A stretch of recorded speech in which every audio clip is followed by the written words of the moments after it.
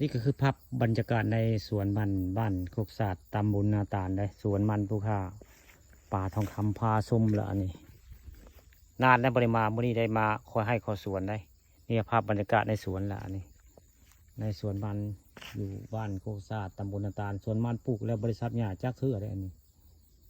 ปลูกไว้ซื่อๆเนาะปลูกระยะเอาไว้บริษัทหญ้าเลยล่ะนี่ภาพบรรยากาศในสวนมันบ้านโคกศาสตร์แล้วก็มีหมักสีดาได้หมากสีดานี่ไงเด็ดยอดเพิ่นจึงเป็นหมากได้นี่บ่ได้มาใกล้เนาะหมากสีดาก็จะมีเน่าเหี่ยวแล้วก็มีนะนี่นี่คือภาพหมากสีดาผู้เจ้าบ่ได้มาใกล้แล้วนี่ผู้เจ้าบ่ได้มาหน้าเนาะว่าเป็นเดือนนี่แหละบ่ได้มาใกล้สวนมันแล้วก็บ่ได้บ่งหมากสีดานี่หมากสีดานี่ก็เป็นหมากได้หมากสีดาเด็ดยอดแล้วเพิ่นเป็นหมากเลยพี่น้องเอ้ย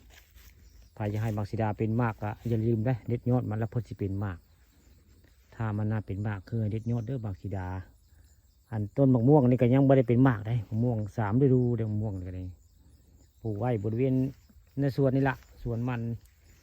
บ้านโคกศาสตร์ตำบลนาตาลมะไผ่ก็ปลูกได้ปลูกไว้มะฮุงเตี้ยก็มีมะฮุงเตี้ยก็มีได้ปลูกไว้นี่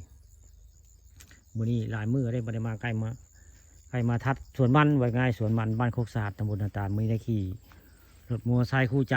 มาคอยให้คอยสวนอยู่บริเวณป่ากุง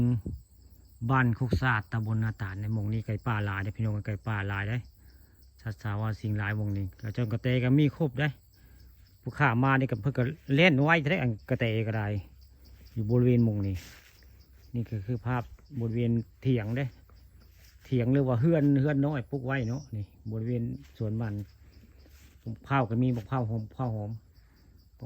าวเตี้ยได้ปลูกไว้อย่างนี้ปลูกไว้ประดาไว้ในสวนมันบ้านโคกศาสตร์นี่แหละนี่มีอ่างน้ำพร้อมได้อ่างน้ำก็ไว้พอล้างหน้าล้างตาเนาะยามมันห้อนมาให้มาสวนกันมีอ่างน้ำได้นี่